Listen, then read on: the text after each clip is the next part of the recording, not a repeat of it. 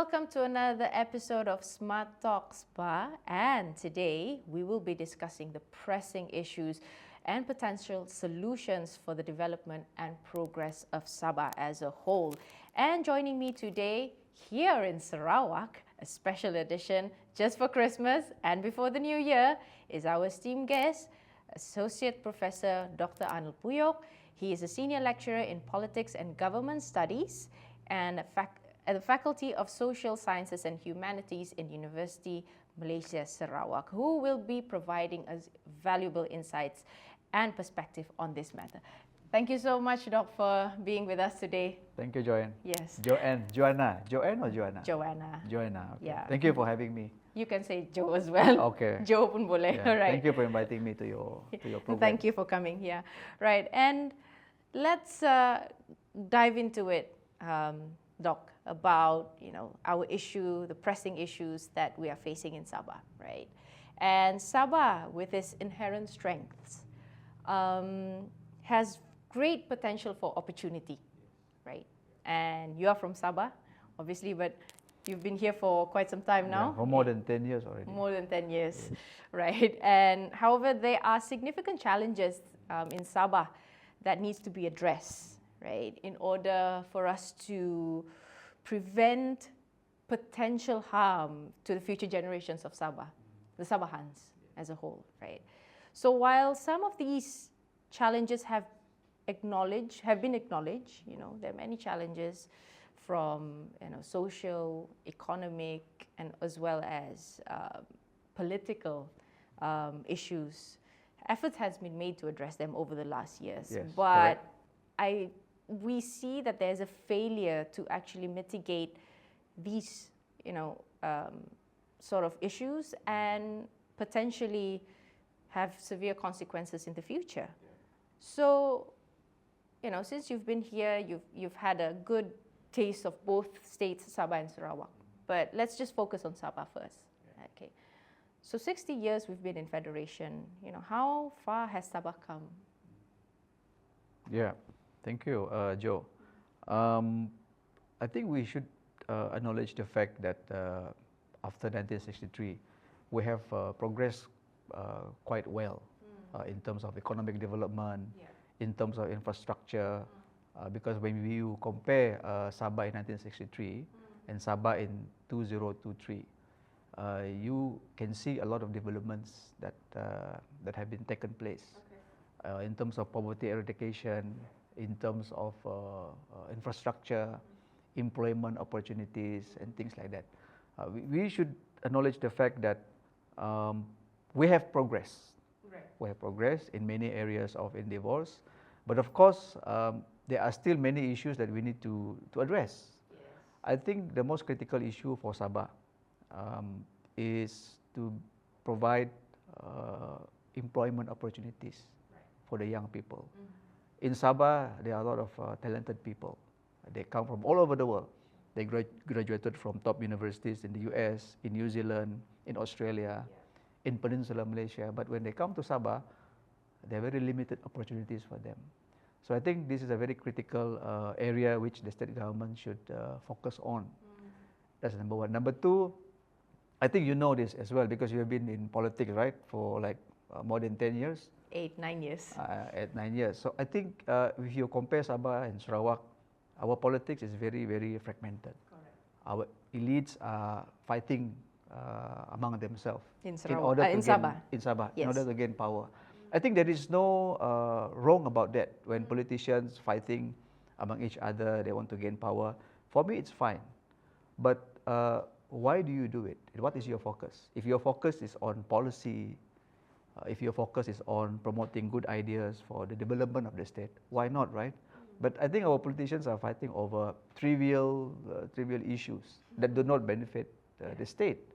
So I think this should be addressed. How do you address it? Is by including the young people like yourself, right? To join the political system and to give new ideas, fresh ideas on how to move forward in the future. Right. So I think to address your first question in terms of progress after 1963, I would say we have progressed tremendously. But there are still many issues that we have to address. I think we're going to discuss about those issues, right? Definitely, This definitely. morning. Yes, Yeah. and let's focus now, the discussion now between Sabah and Sarawak. I really am quite interested to really know from your perspective, as an academician, you've been, on the ground, apa orang bilang turun padang, yeah, to really look into this matter and to see the difference between Sabah and Sarawak. I've been reading your articles. I mean, we've met each other for the last 3 years ago, and you've always really, focused on, of course, for the implementations of MA63, for example, and then the inclusion of, the sort of dispute between Sabah and Sarawak and as well as Peninsular Malaysia. I mean, this is something that is it's a hot topic right now that we are talking about. In fact, it's not just now, but in fact, I think a lot of the young generation are getting more, they are more aware about this. You see, 20 years ago, the moment you talk about MA63, you'll definitely be in ISA. But I agree to you when you say that there has been progress. In fact, the Sabahans and Sarawakians are even more open to talk about this, right? And coming back to the difference between Sabah and Sarawak, and you've mentioned about the political landscape in Sabah is so much fragmented, right? Let's just say it's very vibrant, very dynamic. Government can change even in 2 years. Yes, that's the good thing about it.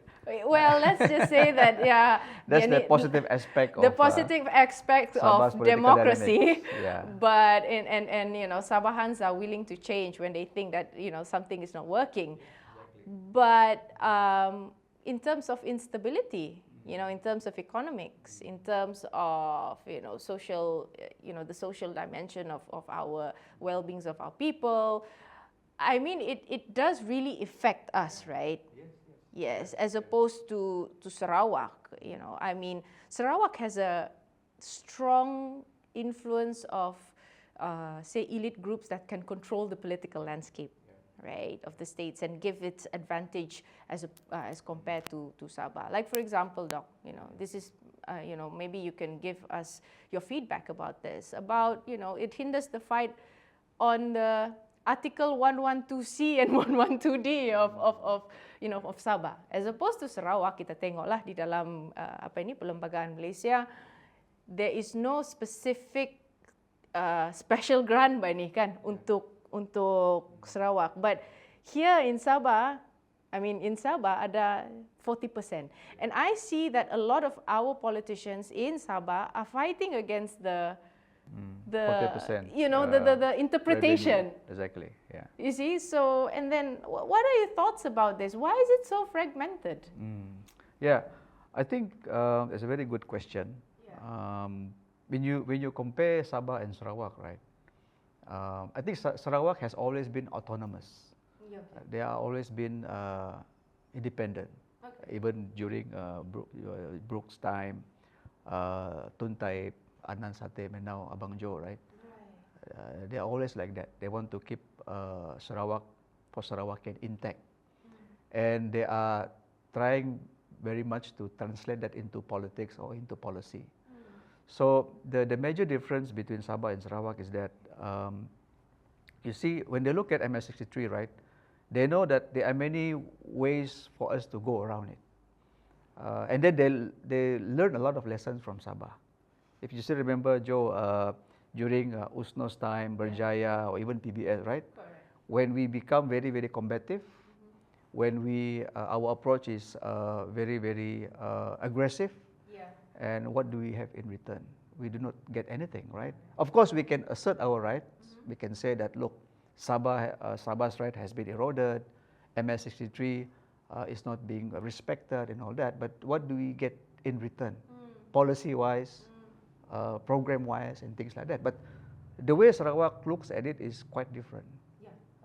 They still assert their rights, but they look at pragmatic way of getting the federal government to implement MS63 together with Sarawak.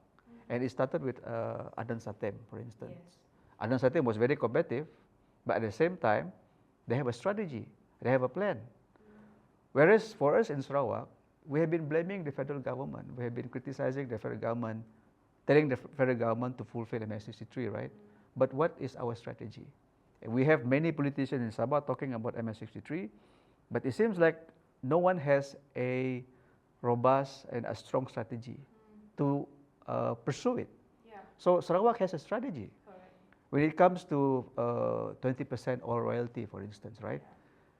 They still don't get it, but they work around the MS63 and to look for different strategy on how they can extract revenue from oil and gas. So one of the things that I like about Sarawak leaders is that when one door is closed, Another one opens. another one opens for them. And when that door is still not open, they create their own doors. They have a strategy of implementing MS63. Whereas in Sabah, I think we do not have a strategy yet. Only in recent times where you see our leaders are trying to follow the Sarawak model, right? But when you want to follow Sarawak model, one thing Sabah does not have is that Sabah does not have a strong elite. Sabah does not have a strong political will in order to fight for MS63. Whereas Sarawak, the elites are strong and they have a political will, they have a political strategy, they have a political idea to fight for MS63. I think this is what is lacking in Sabah. And then when you talk about 40%, right? It's a very, I'm not an expert to talk about it, but what I'm trying to say here is that perhaps there are constraints why 40% cannot be implemented, right? But is there any way where Sabah government, for instance, can look for different strategies in terms of increasing revenue for the state, rather than just looking at this 40%? If you want to sue the federal government for the non-fulfillment of this 40%, go ahead. By all means. By all means, right? Yeah. Because we have the federal constitution to guide us on how to do it. Yes, yes. I think I agree with you with the point when you say there is lack of political will. I think this is the main issue that we have in Sabah, is the lack of political will. But again, if you look at it in another context, I like it when you say that Sarawak is a bit, they are very focused and they're always looking for strategies, right? So I think the political will is a lot stronger here. But don't you think, Doc, like, you know, what really, for example, like the Sarawakian has made so much of progress over the last 1-2 years, especially with the latest legislation that is passed, the ombudsman law, and as well as the anti-climate change. Anti-climate change law. Is it GHG bill? To which they are even surpassing the federal government right now. So, and they are going to the point where in terms of economic, they are moving towards selling energy, to Singapore, Brunei. So they are looking towards, selling out and become the main player in Southeast Asia, which I think, they are looking for ways of how to make money. I mean, we know for a fact that Sabah and Sarawak is an oil-producing states, and again, we cannot rely 100% on that. When again coming back to Sabah, the argument 40% ini, betul lah what you said just now, Doc, where there must be a strategy in how to look for any means of trying to gain more economy towards the state. So what Sabah attempts to emulate Sarawak, but due to federal interference too. I mean, what are your thoughts about this? Because we know in Sabah they are sort of political parties from West Malaysia who actually, this is the issue that always people bring up, right? The interference of political parties from the West who comes to Sabah as opposed to Sarawak. It's just GPS, right? I mean, does this affect then, the whole drive that Sarawak wants to have that autonomous, state? Yeah. They know their priority. When you mention about the two laws, right? Because Sarawak wants to become a developed state by 2030, right? Right. So when you want to become a developed state, you need to act like a developed state. So when you look at the literature, when you read about the success of many of the developed states in the world, right? What do? They open the economy. They make the economy less extractive. I will explain this later. Make the economy more participatory, and also to focus on good governance. So this is what Sarawak is trying to do. That is why they introduced this ombudsman law, right? Which means that when the people say something is wrong with the system, with the economy, you let the people go and see this ombudsman body to talk about all of the inefficiency in the government. So I think for Sarawak to become a developed country, a developed state, it has to follow the footstep of developed nations and developed countries. I think Sarawak is moving to that direction. Because I've been hearing, Joe, I've been hearing people in Sabah and Sarawak talking about wanting to secede, right? This is a very isu panas kan? Isu panas, Isu panas. Kalau dulu kita bercakap tentang secession, masuk ISA sudah. Correct. But I think there is a valid reason why some people want to secede, because they say when they look at Singapore, when they look at Brunei, these countries are very prosperous, very, very developed, right? But then we forget, for instance, like Singapore, when they were not part of Malaysia anymore, they did not become developed overnight. Sure, it took Right? a long time. Exactly, Yes, and they did a lot of things which are very, very positive for the country, for the people, in order for them to develop. The first thing that they did was to make sure that the leaders lead by example. This is what Lee Kuan Yew did, and many other pioneering leaders of Singapore do. And also they try to focus on how to eradicate corruption and make sure that the civil service is efficient, and to also look for the ways and means how you can get people to come back to Singapore, the best minds from all over the world come back to Singapore and contribute to the state.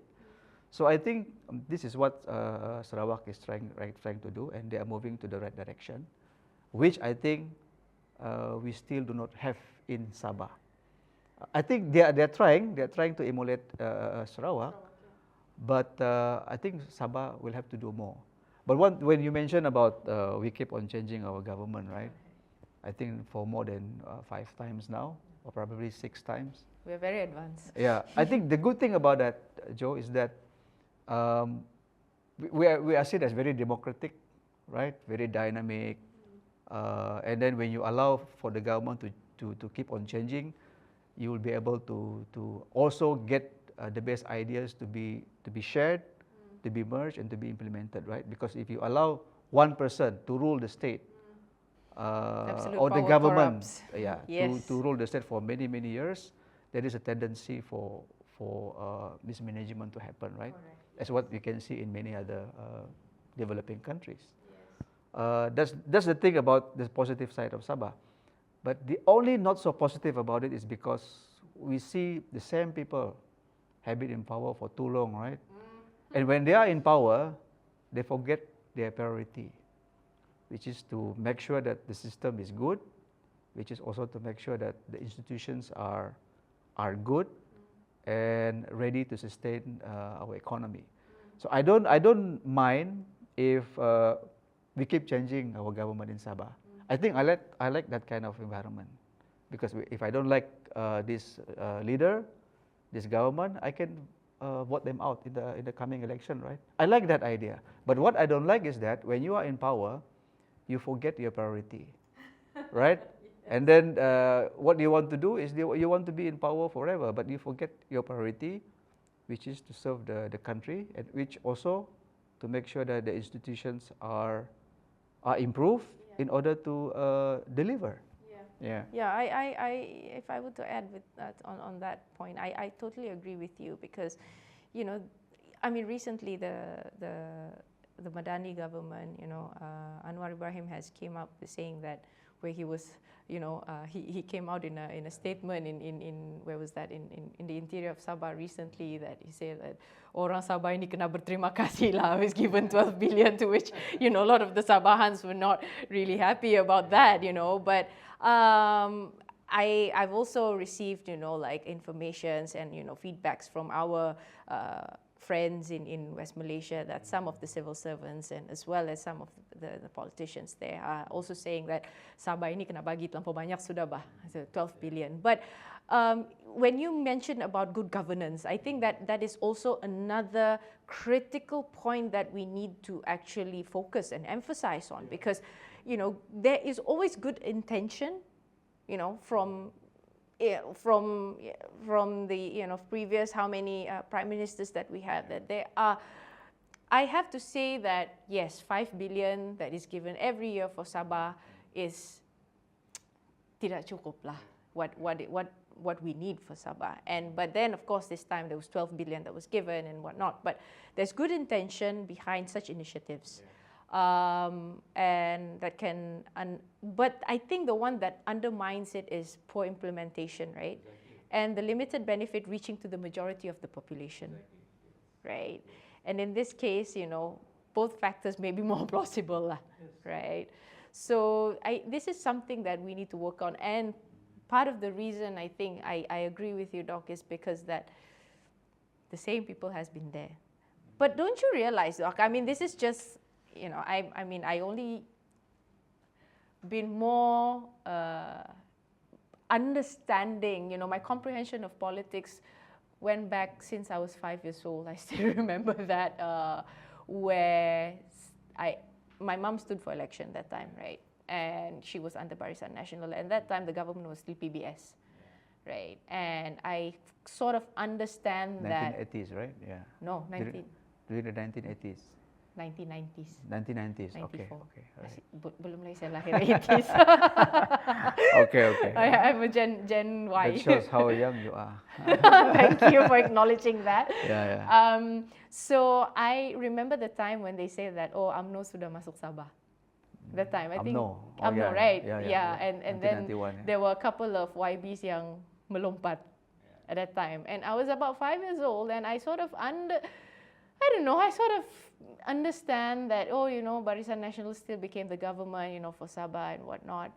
But yeah, I feel that, again, as you mentioned, that the change of government is very good. But if it's only like the same people is still there, although you have a change of government, but before the anti-hopping law came into power, was implemented, it's the same people who will be lompating. Is that even a word? Lompating, right? Lompating to another new party. Yes. And it's the same people, although there's a change of government, but I see that there is a point where, yes, it's a new government, but still same people. Same people, yeah. They only change their baju, right? Correct. Yeah. So, in fact, yes, that there is, there is always change of government every week. The most that Sabahans will go will be 2 terms for one government. Tapi orang sama juga. So how do you address this then? I think this is where the young people should really step up their game, because the youth will be the beacon of hope for Sabah, and they will be the one for the next 20 years to come. Like for myself, for example. And you too, because you are also young. Thank you very much. And we'll be shaping the next political landscape in Sabah, right? So there may be a lack of young politicals elected in Sabah, and I've been through that, over the last 8 years, and this could actually limit the visibility of young people in politics and discourage more young people to actually, getting involved, because it's the same people. Same people. What we call in Sabah, iri om iri. Iri om iri, kalau dia bilang dusun.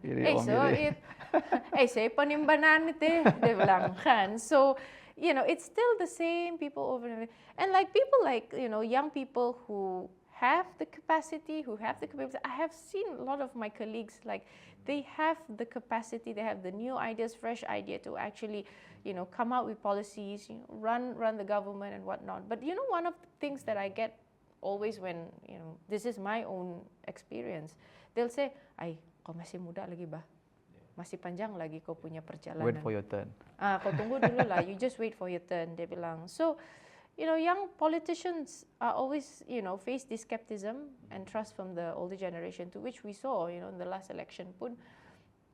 Yes, Undi 18 was there, but tidak ramai. It's tidak, how can you say this? It did not transpire well into the election. So how would you normalize then this participation of youth to enter into politics? Yeah. I think before I respond to that, I would like to say this. I'm okay with the same leader, the same group of elites to be in power for more than 2 terms, 3 terms, or 4 terms, or whatnot, right? I'm okay with that. I'm fine. But what I'm not okay with is when these leaders do not have a heart for the country, when these leaders do not have a right priority for the state, right? I mean, there are many good leaders all over the world who have been in the system for a very long time, but they adapt, and then they respond to the needs of the people, right? But we do not have that in Sabah. I'm sorry to say this. Leaders who are in power, but they do not have the heart for the state. They don't have the heart for the people and to serve. And this is also one of the factors why the young people do not want to participate in politics, because when they look at our system, they look at Sabah politics, it's the same leaders who are in power, right, for a very long time. So that is that discourages them from wanting to enter, because they say, what for? Because politics for them is the game of the adults, the game of the elites. What for they go into the system and contribute, right? So this is really discouraging them from entering politics. Coming back to your question on how do we bring them, right, Yeah, how to do the you political normalize system? their participation? I think I look at it this way. So when you want to get the young people to enter the system, right? Yeah. So you have to start from the school, primary, secondary, and then you expand it to the university. Like us in the university, I teach politics. You see, my challenge is every semester before I start my lecture, my challenge is to convince the students that they are taking the right subject. Because those who are coming to the university, especially those who are taking politics, I can tell you, more than 80 or 90% of them do not have an idea about politics, and they seem to have a very negative view about it. And one student, when we had like an orientation with our student, one student stood up and he told me, he said, Dr. Arnold, saya rasa malu lah ambil program politik ini. And then I said, kenapa malu? And then he said, because kalau saya di luar, orang kasih ketawa saya, dia cakap. Because ambil subjek politik. And then, why orang kasih ketawa kau? Because when they hear the word politics, they look at our parliament, they look at the shouting match, right? Looks like a zoo. Looks like a zoo. And then they say, sir, sebab kerajaan selalu lompat sana, lompat sini, right? Yeah. It gives negative a bad name. Politicians give politics a bad name, right? That is why I'm telling them, look, you are taking politics. It is now your turn to tell the people that politics is more than what you see in parliament. Politics is not just about money, greed, and power and all that. Politics is about making policy, building a coalition, making a decision, talking to people, right? Forming policy, forming law, and all that. So that is my challenge, and which I think I'm enjoying doing it now. But at the same time, people like you, Joe, will also have to play your role, right? Yeah. So I'm hoping one day you will open your own political school in Sabah to train the young people, because you have the experience already in politics. Yeah. I still have a lot way to go. And I'm also hoping that our political parties in Sabah or in Sarawak will form their own political clubs, where you will get the young people to join this club, and in which they are being trained about leadership, about politics, and this should be done. It should be what I call as a concerted effort. A concerted effort, yes, that's true. I think that there's also needs to be a concerted effort from, from both sides, from top and bottom. I like what you said about, it starts from education.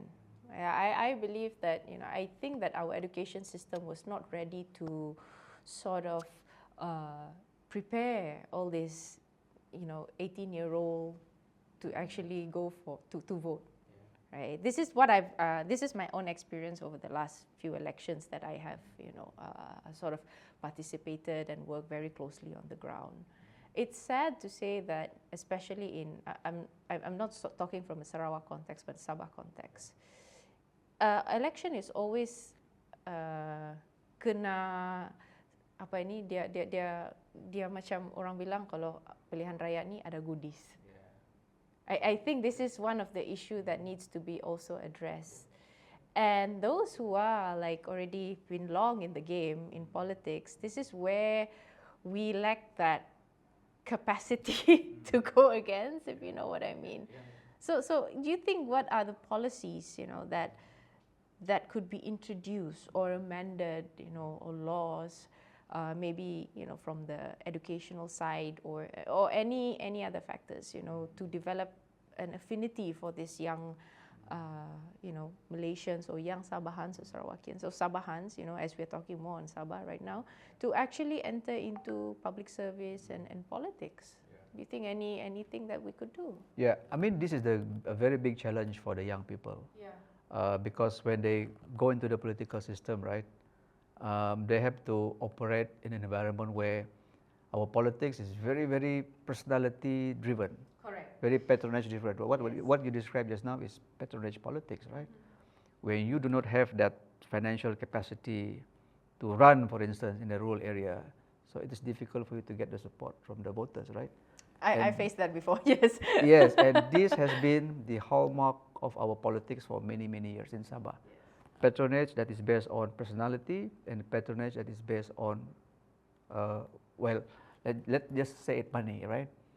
So how do you address this? I think you cannot address this and solve the problem overnight also. That is why one thing that we can do is to get as many good young people as possible to enter the political system, to flood the political system. I use the word to flood. Because you see, like what you said just now, you rightly said that when you look at our electoral roll, those from the age of 18 to 20 and 21 to 29, these form the biggest number in our electoral roll now, especially after Undi 18 and especially after AVR, right? And automatic, yes. So you have that opportunity now. Young people like you, Joe, you have the opportunity to encourage the young people to go into the system, but not necessarily running as candidate, no. But to involve in making your voices heard, to join political parties. I've been telling my student in class every semester, I said, look, I would strongly encourage you all to join any political parties, be the parties UMNO, PAS, or even Warisan, whatever, join and contribute.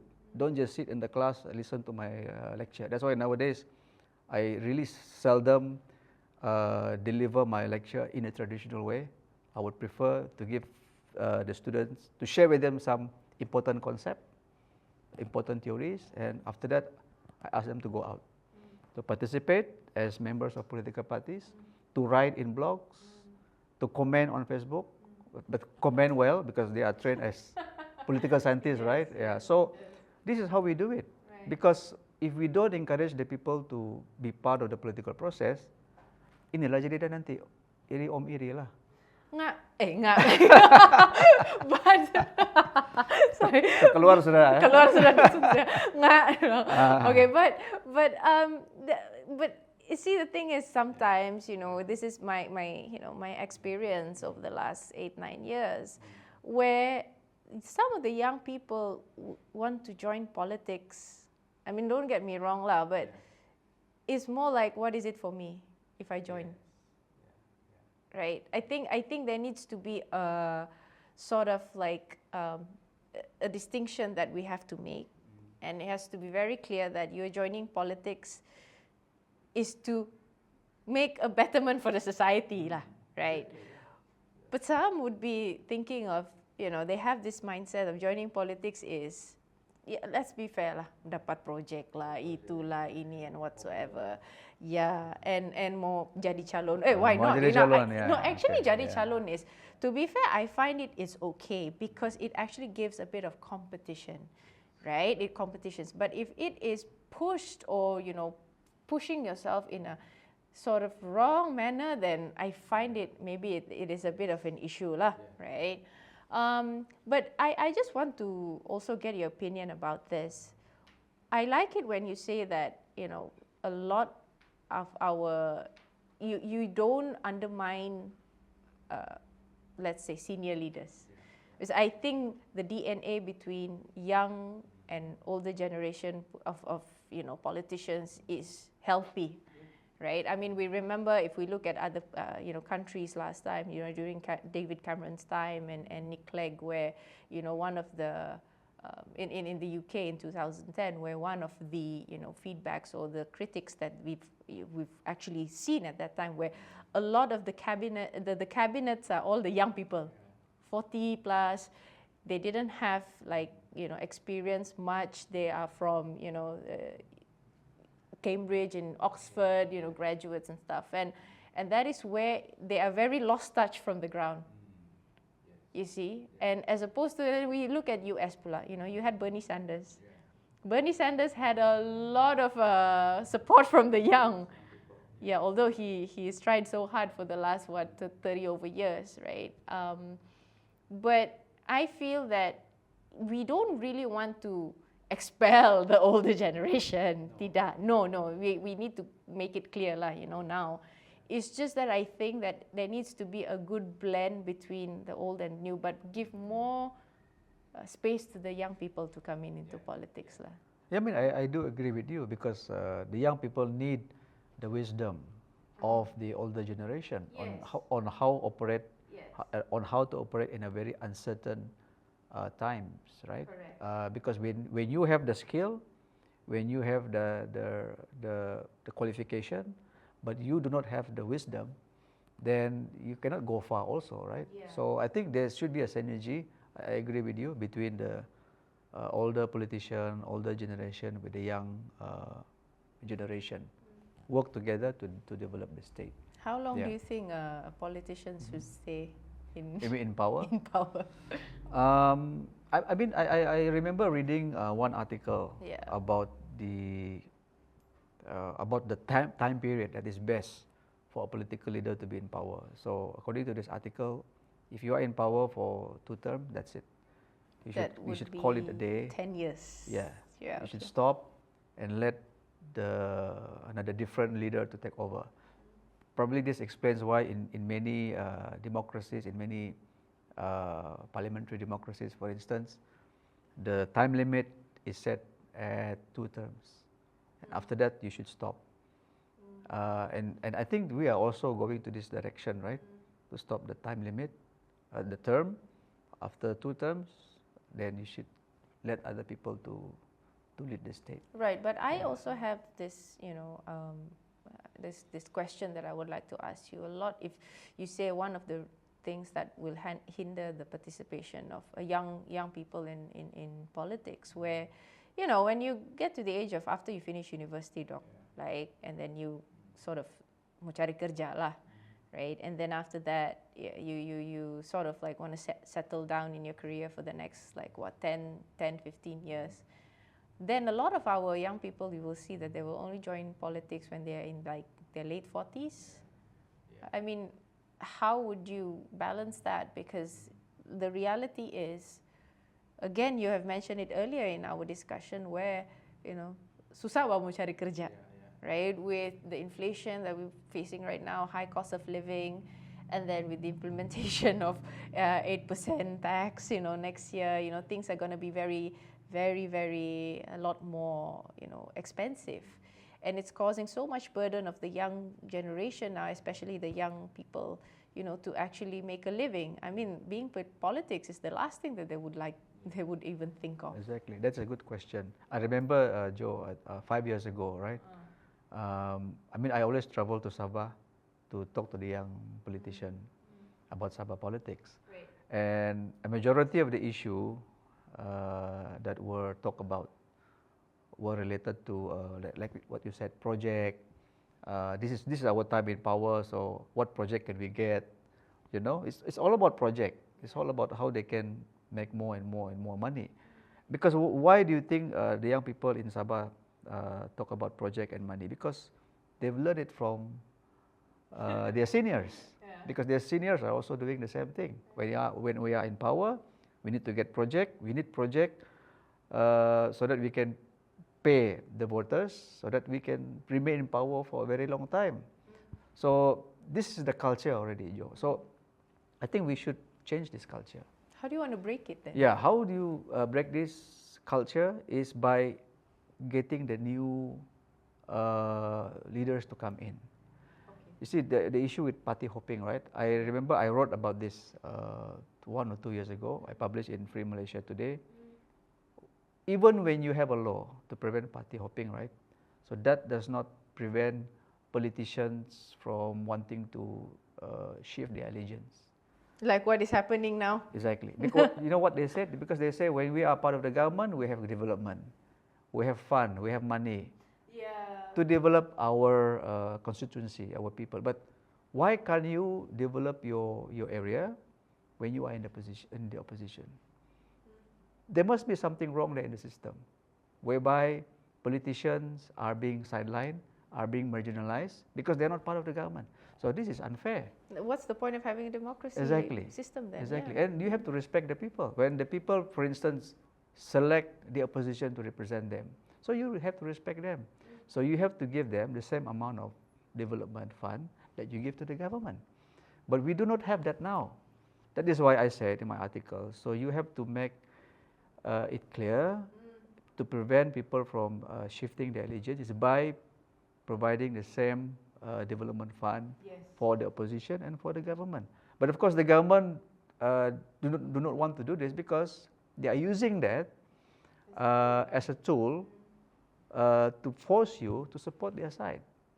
So I think this has to change. This undermines the democracy system. Yes, then. and then when you talk about the young people just now, right, about their participation in politics, it has to be very clear. I tell my student, you join politics because you want to serve the country, right? Correct. You join politics not to be rich. So if you want to be rich, you be a businessman. Don't be a politician. Because being a politician, the ultimate aim is not to be rich. Correct. Right? So, that's very true. Yeah, so you have to make that idea clear to them. You join politics voluntary because you want to serve the country. So when when the right time comes, you want to contest, be a good politician. And we have to pay our politician well, like what the Singaporean pay the ministers, right? Sarawak too, right? And Sarawak as well. Yeah. Pay them well, give them the incentive, give them the benefits to prevent them from committing corruption. Yeah. I think that's a good way of how do we actually try and sort of, change our sort of system, our culture in Sabah, I suppose. Yeah. So I think, we've sort of covered much on how, these young future politicians, the future of Sabah would actually, be the whole, a cohort. Like for myself, and then let's be like for yourself, we are all in the same generation. I considered 20 years, or let's say 20. What, 20 years gap between you and me? No, I don't think so. I don't think that's too far. I don't think it's too far. No, but I think that we are about the same sort of cohort of generation, right? Yeah. And I think, if we sort of have I like that word, concerted effort, right, to actually make a change for our state or our liver state, I think we can really reach. But I think again, all of us would have to have that political will also to actually be in politics, not to be a quote unquote businessman, but to actually serve, because politics is, at the end of the day, is you're a servant, Bani. You're a servant of the people. Correct. the boss is the Correct. The rakyat. the rakyat. The people. Yeah, exactly. Right. Yeah, I And do you agree with that. and Yeah. I think this is what a new that has to be the narrative that needs to be, a clear message, the narrative that needs to be, disseminated on the ground by saying that, look here, you be in politics, you are serving. You are not to be served, but you are Exactly. serving. Yeah. Yang berhormat to yang berhikmat. Yeah, yang bekerja. Yang bekerja also. Right. So, to conclude our discussion today, I think, we've covered from, good governance. We talk about, the pressing issues in Sabah, and we talk about, the crux of our conversation today is really how do we want to bring Sabah forward with this new cohort, this new generation, so that we will see more progress. In terms of Sabah, and I hope you won't be here forever, Doc. And you come back to Sabah as well. I'm waiting for Joe to become the next chief minister. Then we'll come back. Amin, amin. I'm not saying no to that, but amin. Right. So, what is your hope for Sabah? I have a lot of Especially, this is have. the final episode for this year. Oh, really? This year. Okay, all right. There's more in January, but Okay. as a closing, discussion for 2023. Oh wow, has it been long? Yeah, 2023 now, right? What is your hope for Sabah 2024 and beyond? I have a lot. Because when you look at Sabah, we have a lot of potentials in Sabah, Joe. We have a lot of natural resources, talented young people, geographically very strategic location. You name it. Political uniqueness, I would say, the dynamics. But the only problem that we have, again, I'm talking about problem. I'm hoping that we can address this very, very soon. Is that we do not have good people, good managers to manage our strength. So next year, I'm hoping next year, the years to come, the government is to look into this very, very seriously. Get the best people to run our resources. Get the best people to harness our strength, so that we can be like Sarawak, or we can be the best state in the country. Get the best people. I think it is not too difficult to do that. What makes it difficult is because of patronage politics, personality. So we have to break this. If, for instance, there are no good Sabahans, they are not qualified Sabahans, we open it to the world to come to Sabah, serve the state, so that we can become a developed country. But if there are Sabahans who are qualified, who are skillful, then you give them to Sabahan. Priority to Sabahan. But if there are none, then you open it to the world to come to Sabah and to contribute. I think that is my one of my hopes for Sabah in the future.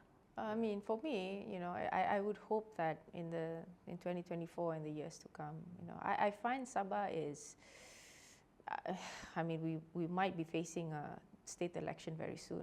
Either, I heard next year or, in 2025. So we are looking at, let's say, a span of another 18 months. And I feel that a lot of our politicians now is not on yang berhikmat mood now, but is already starting to go to young, trying to get the seat now. They're all in election mood sudah, right? And I think that Sabah also needs to focus in how to expand the economy. Now I've seen that Sabah is still in that agrarian economy. Yeah, I see that the focus has still been there, looking at the budget also recently. But we've also need to move towards an industrialized sector too. I like the point when you say that there needs to be other ways and other forms for Sabah to get the income. Right? This is something that it's really, how can you say this? It's sort of like, if I would say this word, irks me, right? Like, we cannot rely on just one, kayu balak, oil and gas and whatnot. I mean, there's also ways of, downstreaming, focusing on downstreaming of all our natural resources. But, moving from an agrarian to an industrial sector, we've seen how Peninsular Malaysia have done it. We've seen how, Sarawak now is moving towards digitalization. Exactly. You see? Digital economy. Correct. Yeah, And, yeah. Green technology. Green technology, Yeah. you see. And in Sabah right now, this is my own opinion, it's sort of scattered, like what exactly, you need to have an identity now, for Sabah. We have ecotourism, fine, right? But remember what happened in 2020 during the COVID. Immediately, we didn't have any income in terms of tourism at that time. And it's just building up very slowly now, which is good, I hope that, that will be expanded more. But there are a lot of other, I think I've always been I've always been emphasizing on green economy because I see that there is a big opportunity in green economy. But if they can focus on that, then I'm just hoping that there can be more, more systematic, I would say, focus on economy and what they're going to focus on for 2024 and the next. And then get the right people to run and the right people, Yes, this is the thing, professional, right people I'm with experience. I just have to say that a lot of the GLCs are just, like macam just picture apa masih masuk saja, that is how I see, True. I'm fine with political appointees, but political appointees is fine, but get the right one. Get the right one that Yes. is qualified to run. Not you don't just give the position to him because he is your political partner, political friend. No, because he is qualified and he can do it. That one I would agree. Political appointee, I have no issue. No problem with I have that. no issue with that. But yeah. just make sure that he knows how to run the job. Right. So I hope that if we have all this run, ironed out properly, the state is iron it out properly, less politicking. I know election is around the corner, but hey, at the end of the day, if rakyat, things change, man. maybe I'll be coming back It's to rakyat, Sabah. man. All right. So thank you, Doc, for being. Thank you, Jo, for inviting me. For this discussion. It's always a pleasure to talk to you. It was really, a very, open. It really opens my mind, and I hope that our listeners will open their minds too. And we hope that more young people would actually venture into politics. Right, as we mentioned just now, that it's not about, what is it for me, but what is it that I can do to contribute to my state and for my future generation. So thank you so much for sharing your valuable insight. And we hope that these discussions have actually shed light on the challenges and potential and solutions for the development of Sabah and how Sabah move forward towards the new year and the years to come. So thank you so much for being with us here in this episode of Smart Talks Bar, and we'll see you again soon. Take care, bye-bye, and Happy New Year. Merry Christmas.